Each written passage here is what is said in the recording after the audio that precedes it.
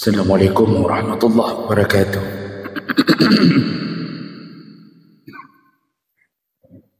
Alhamdulillahirabbil alamin. Wassalatu wassalamu ala nabiyyina Mustafa Muhammadin wa ala alihi wa ashabihi ajma'in. Amma ba'd. Rabbi shrah li sadri wa yassir li amri wa hlul 'uqdatam min lisani yafqahu qawli.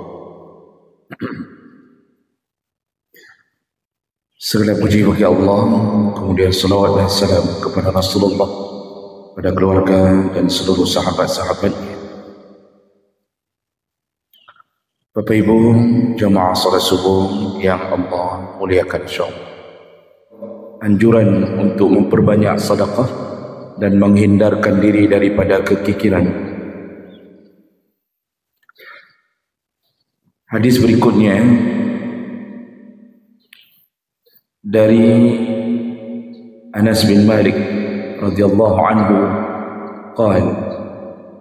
qala Rasulullah sallallahu alaihi wasallam, Rasulullah berkata, sab'un tajri lil 'abdi ba'da mautihi wa huwa fi qabrihi. Ada 7 amalan yang mengalir kepada orang yang melakukannya walaupun orang itu telah berada di alam kuburnya. Rasulullah mengatakan bahawa ada 7 perkara atau 7 amal saleh kalau sempat dilakukan oleh seorang hamba, maka amal itu didapatkan terus-terusan pahalanya, baik ketika hidup maupun sampai dia sudah berada di alam kuburnya atau di alam barzahnya. Nah, ini berarti yang dimaksud adalah amal jariyah. Bahasa jariyah itu diambil dari bahasa jara yajri, artinya berlari. Dan berlari ini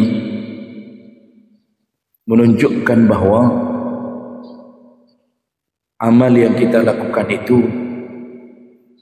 tidak berjalan tapi berlari, saking cepatnya sampai kepada pemiliknya.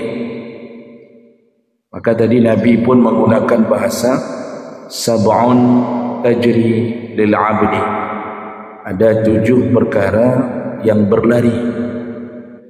Bayangkan bagaimana para ulama-ulama mujtahid, ini selevel Imam Hanafi, Maliki, Syafi'i, Hambali, yang hari ini kitab-kitab mereka diajarkan di belahan, semua belahan dunia muslim.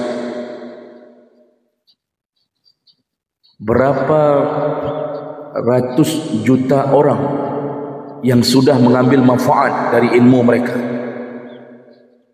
Kalau daerah-daerah Turki, itu daerah-daerah negara Balkan, Turki, Turkmenistan, Azerbaijan, ya, dan muslim-muslim di Rusia, itu mereka hampir semuanya bermazhab Hanafi. Afghanistan, ya, itu bermazhab Hanafi. Pakistan bermazhab Hanafi. Mereka belajarnya dari apa yang diturun-temurun, yang diajarkan dalam mazhab Hanafi, dan tentu bersandar pada Al-Quran, pada hadis-hadis Nabi SAW. Jadi jangan mengira bahawa bermazhab itu lalu dianggap keluar dari Al-Quran dan hadis. Karena ada orang-orang yang picik pikirannya hari ini, menganggap mazhab itu adalah perkara yang tidak penting, dan kalau sudah bermazhab berarti tidak ikut Al-Quran, tidak ikut hadis. Ini picik sekali pikiran seperti ini, sehingga mereka mengharamkan bermazhab. Kita tidak boleh bermazhab, kita harus kembali ke Al-Quran dan Sunnah. Padahal mazhab itu mencerahkan, mencairkan apa yang belum bisa dipahami dari Al-Quran dan hadis. Ini mungkin orang yang bilang ini pun dia tidak pernah baca kitab-kitab para ulama, tidak tahu dalam kitab itu selalu sadurannya Al-Quran, hadis, Al-Quran, hadis. Cuma terjadinya perbedaan karena banyak perkara. Nah, jemaah melakukan Allah, di negara-negara sebahagian di Timur Tengah itu bermazhab Maliki. Maroko Maliki, Tunisia Maliki, Libya Maliki. Lalu di sebahagian negara yang lain itu bermazhab Syafi'i, Mesir Syafi'i. Kemudian kalau di Asia Tenggara hampir rata-rata bermazhab Syafi'i. Lalu sebahagian negara bermazhab Hambali. Arab Saudi itu Hambali. Jadi semuanya memakai ilmu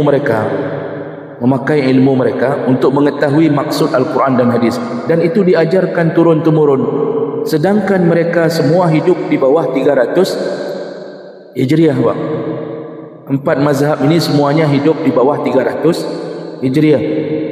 Kalau ada orang yang mengatakan bahasa salaf, jadi ada orang yang mengatakan ni orang salaf, atau biasa terdengar salafus salih.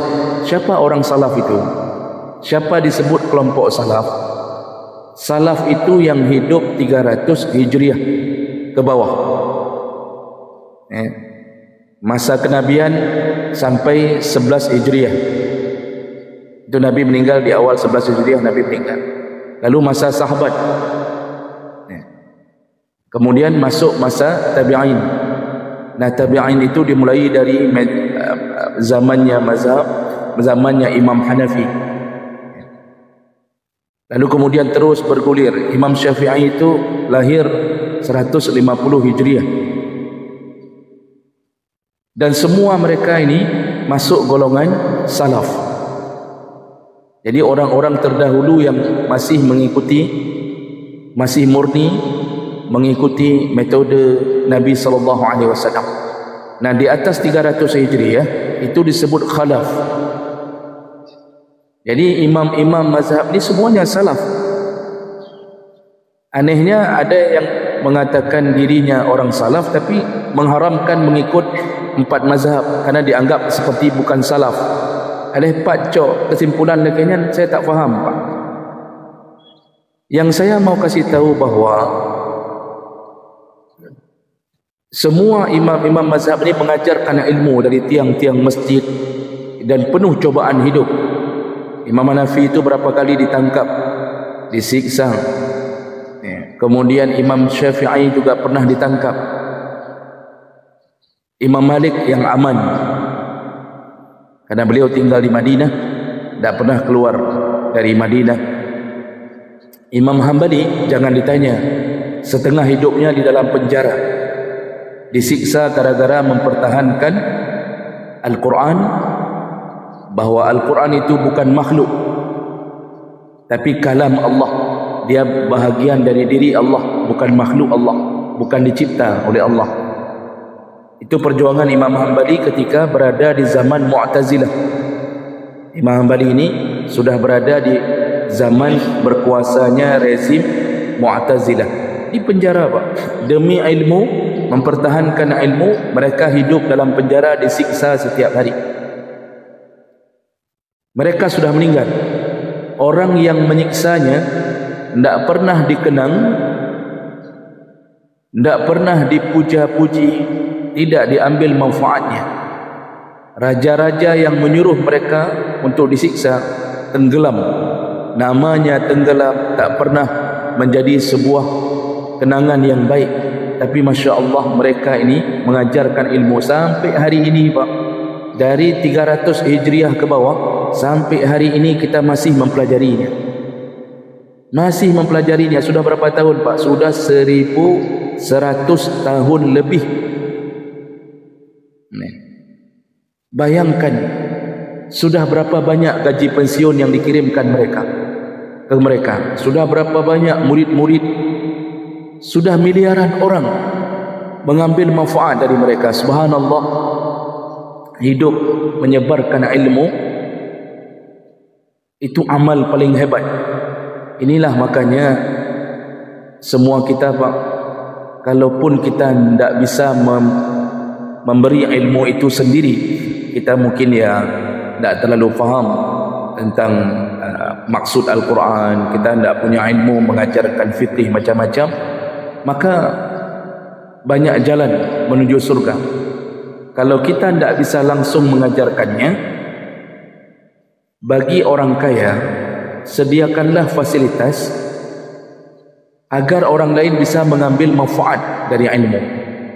Kita tidak mampu mengajarkan langsung, tapi bisa dapat kebanjiran pahala.